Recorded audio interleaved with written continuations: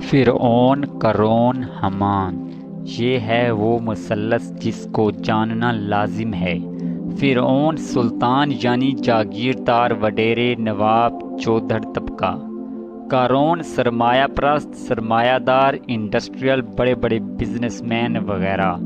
حامان مذہبی اور فرقہ پرست، مولوی، نذرانہ، پیر، گدی نشین اور آج کا دجالی میڈیا، جنہوں نے حق واضح کرنے کی بجائے باطل کو مسیحا بنا کر پیش کیا۔ شروع کرتے ہیں اس کہانی کو۔ فرعون کے ساتھ ساتھ حامان کے بارے میں بھی جاننا ضروری ہے کہ کس طرح مذہب کے نام پر لوگوں کے ذہنوں کو کنٹرول میں رکھا گیا۔ فرعون سیاسی لیڈرز کو جب خطرہ ہوتا ہے تو قارون سرمایہ دار، اس کو بچانے کے لیے حامان مذہب اور میڈیا کارڈ کھیلنے والوں پر انویسٹمنٹ کرتا ہے۔ یاد رہے، نظام ظلم کو اسی نظام کے حواریوں فرعون، حامان، قارون کے ذریعے کبھی تبدیل نہیں کیا جا سکتا۔ بس یہ موجودہ کشمکش اس نظام ظلم سے نفع اندوز قوتوں میں اقتدار کی رسا کشی ہے۔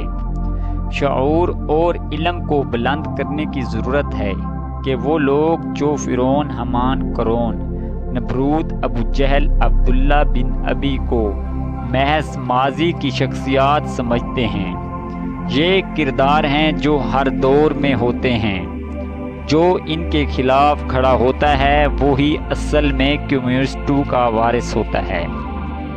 ظالم سیاسی طبقہ فرعون، فاسد مذہبی طبقہ اور میڈیا حامان جب آپس میں مل جاتے ہیں تو ان سے سرمایہ داری قارون کا نظام پیدا ہوتا ہے، اور اسی نظام کا خاتمہ مارکسزم کا سچا فکر رکھنے والی اجتماعیت سے ممکن ہوتا ہے۔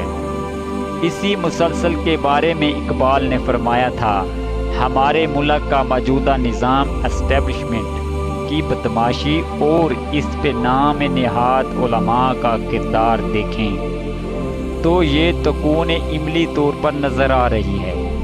باقی نہ رہی تیری وہ عینہ ضمیری، اے کشتہ سلطانی و ملا و پیری۔